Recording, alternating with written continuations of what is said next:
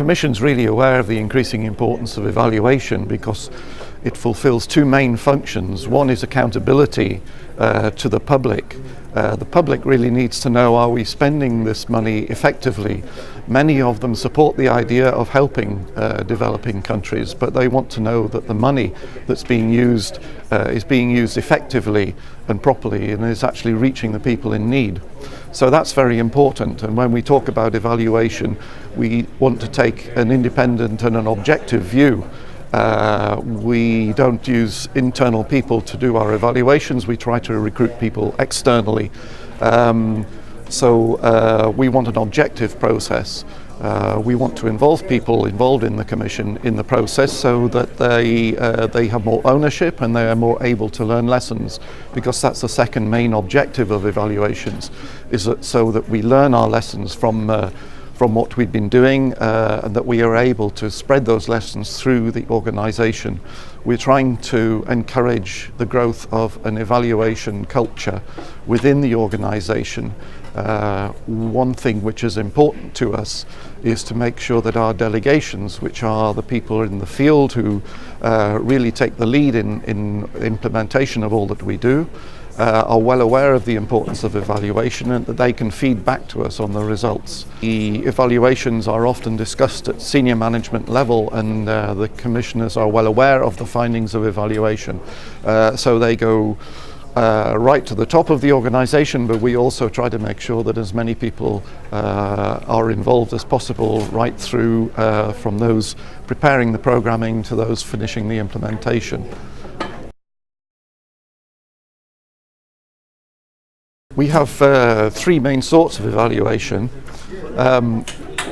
We do most of our work, well, about 2/3 of our work is at country level.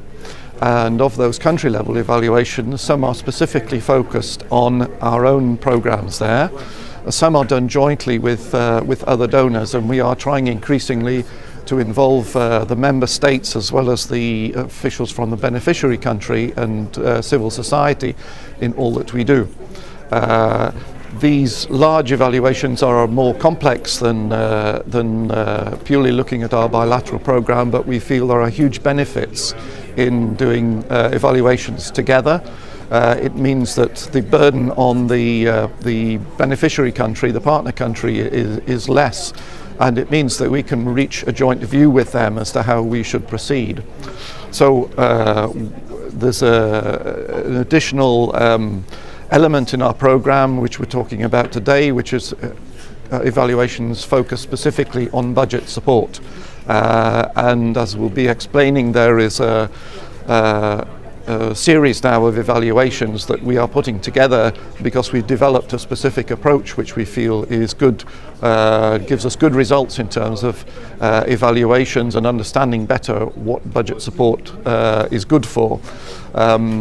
Now, we also cover what are called thematic evaluations, where we're not focusing on a particular country, but we're looking at a theme which might be a traditional sector like education or health, or something more related to newer policies such as conflict prevention and security sector reform, because those are important too. And as the more we go on and look at this kind of issue, the more we see that good governance is really a key element of what we do.